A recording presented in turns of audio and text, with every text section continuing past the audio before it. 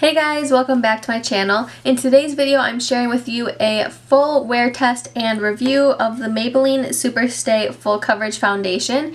This is a new foundation to the drugstore. I believe they did have an older formula of this, but it is completely reformulated and now geared to be a full coverage foundation. So I'm going to go over the claims with you and the application, what I noticed right off the bat, and then I will also check in throughout the day with any updates or just to let you see how the foundation is sitting on my skin. I also go over the price and just my overall thoughts at the very end. So if you would like to see my full review and wear test for this Maybelline Full Coverage SuperStay foundation, then just keep watching. So for this review, I'm going to only prime half of my face. I do really want to see how the foundation performs on its own, but on a typical day-to-day basis, I do prime my face. So I'm going to go in with my Photo Focus Primer by Wet n Wild, and I'm going to prime this side of my face.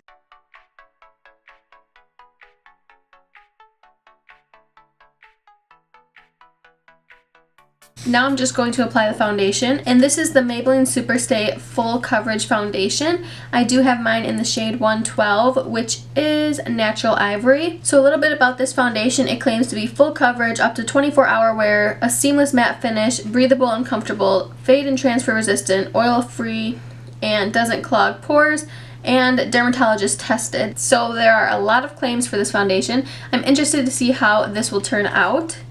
So the foundation does come with a pump, which is great. So I am just going to pump some of this out on my hand, and then on the primed side I'm going to use my L'Oreal sponge, and on the unprimed side I'm going to use my Sigma F80. I do want to just test this out and see which application works better and has a better finish. I took about 1.5 pumps, and as you can see, it is quite runny. So I'm just going to dot this on my face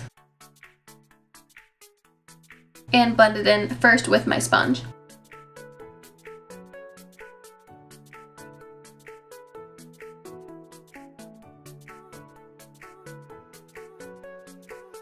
So there it is with one thin layer on the side of my face, and here's a comparison. As you can see, here's the redness on my face without the foundation versus with the foundation. There is still a bit of redness peeking through right here, but it is nothing that can't be covered up with maybe a little bit more. So I am just going to take a couple more dots and try to build this up.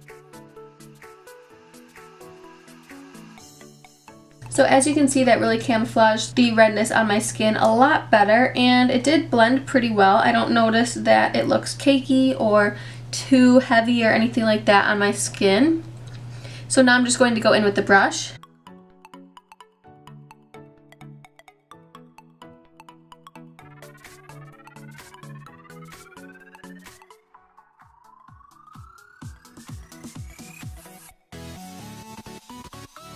Once again, I'm just going to build up this area right here. So this is what it looks like. This is the side that is primed with the sponge, and this is the side that was applied with the brush and no primer. So just looking at this up close, I do think that the sponge side and the brush side look pretty comparable in my opinion. I don't notice that one is looking better than the other. I am noticing, which I will zoom you in a second, but I am noticing that on my nose it's breaking up a little bit, and my nose has a little bit of dry patches on it, so that could be a possibility of why that is happening. I don't think it looks too heavy on those areas that I dipped back in and applied some more. On my forehead, once again, it is sort of breaking up a little tiny bit just due to that dryness. So since it does say that it is a seamless matte finish, it might be better to go in with a more luminizing primer. So that is just something to note. I will definitely be trying that next time, because this Wet n Wild primer does sort of mattify a bit, so that could be another possibility. But other than that, I think it looks pretty good. It does give a nice medium to full coverage. I would say that it's a high medium on its own with just one layer, but you definitely can build it up to be full. I was able to conceal pretty much all of the redness that I do have on my face. So here is the sponge side that was primed.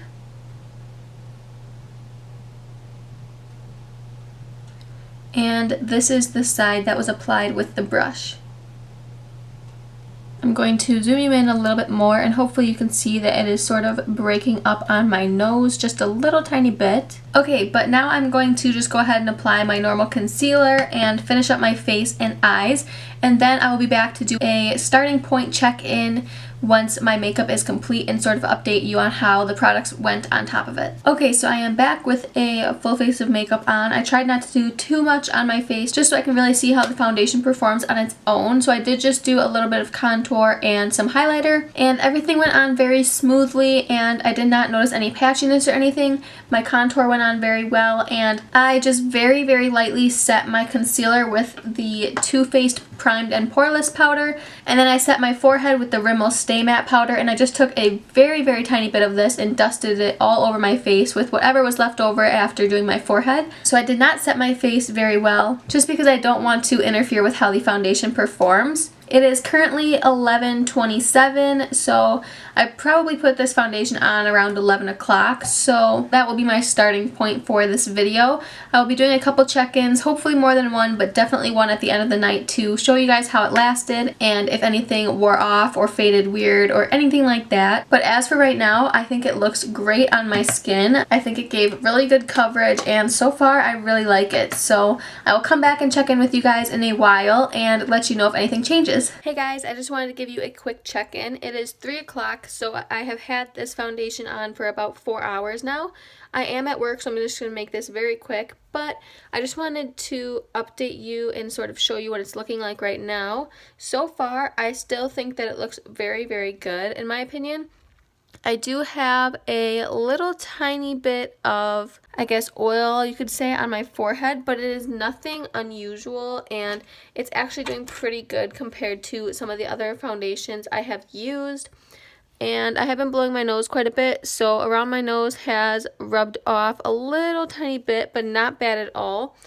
My face still looks pretty good. My bronzer and highlight are both there, and it has not sunken into my smile lines or anything like that. I think that it is still staying on my face pretty well so far. So I will check in with you probably again later on today when I get home, and then hopefully once more as well, so that you can get a good feel for it. But so far, after 4 hours with no touch-ups, I think that it is doing pretty well. Okay guys, so it is 8 o'clock, if you can see that there. So I have been wearing this foundation for about 9 hours now. I would say that this is definitely a standard day for me, and I think the foundation is holding up pretty well. It has worn off quite a bit on my nose, if you can see. I will do close-ups here in a minute, but it has worn off quite a bit on my nose. I also do have a runny nose, so I have been blowing it a lot, so that could be from the tissue as well. I am a bit oily in my forehead and around my nose. That always happens regardless of foundation and primer that I use, so that's not something that is extremely concerning to me because that's nothing out of the ordinary. My bronzer and highlight still seems to be pretty intact. I will say that it looks a little bit better on the primed side. I'm not sure if that's due to the primer or because I had been resting my head like this quite a bit, and I always tend to put my arms or my hands up on my face on this side, so that could be a possibility as well. Some of the coverage did come off here, which is also pretty typical.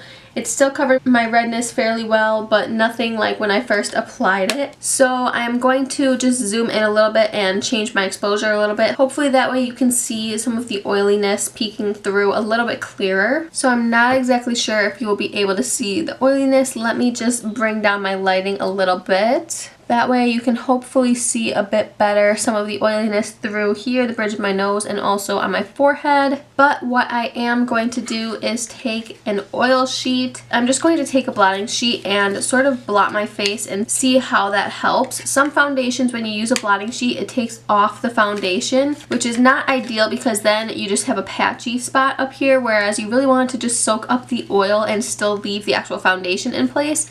So I'm going to test it out now. This is without touching up at all throughout the day. It's holding up fairly well in my opinion. So I'm just going to go ahead and blot my face real quick. Okay, so as you can probably see now, that actually took up quite a bit of my oil, which is awesome. And just a forewarning, this is kind of gross, but the blotting sheet actually does not have that much foundation on it at all.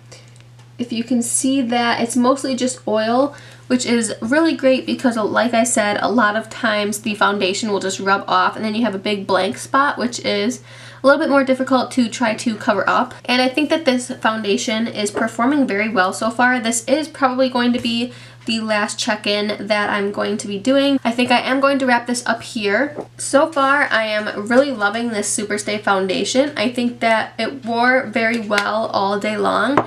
As you will see in the check-in that I did while I was at work, it did look very good still, and it was, I believe, around 4 hours that I did that check-in. I think that if you are oily, just bring some blotting sheets or powder if that is something that really worries you, and you'll be set. Let's go through the claims. So, full coverage foundation, I would have to agree. I did think that this was very buildable. Right off the bat, I would say it's a high medium. I do not think that it was full on full coverage right away, but you can definitely build it and it does not look cakey. It does not feel heavy, so that is something to keep in mind. Up to 24-hour wear. I don't know if I exactly agree with that claim. It does look still very good. And for me personally, since I have oily skin, I do not think that 24-hour wear is something that would be achievable with this without touching up. However, with blotting sheets and powder, I definitely think you can get 24 hours out of this foundation, which is awesome. It is breathable and comfortable. I definitely agree with that. It feels like I have nothing on my skin whatsoever. Not heavy, not cakey. It doesn't feel like it's weighing me down, so that is a plus. Fade and transfer resistant. I would have to agree with that. I did notice that although I have some patchiness here from resting my hand on my face, it is resistant. Overall, I think that this is a great foundation. I will definitely continue using this on probably an everyday basis. It is not too expensive. I know a lot of drugstore foundations now are upwards of $15, which is crazy, and this I believe is $11, so not great, but not terrible whatsoever. Okay guys, so that wraps up this video, this full wear test and review on the Maybelline SuperStay 24-hour full coverage foundation. I really hope that this was helpful for those of you that are maybe considering this foundation, and if you would like to see more wear tests and reviews on any sort of makeup product like this where I check in throughout the day and sort of give you some updates, be sure to let me know any recommendations and anything like that down below in the comments. If you like this video, be sure to give it a thumbs up and subscribe to my channel if you haven't already. Thank you so much for watching. I really hope you enjoyed it, and I will see you in the next one.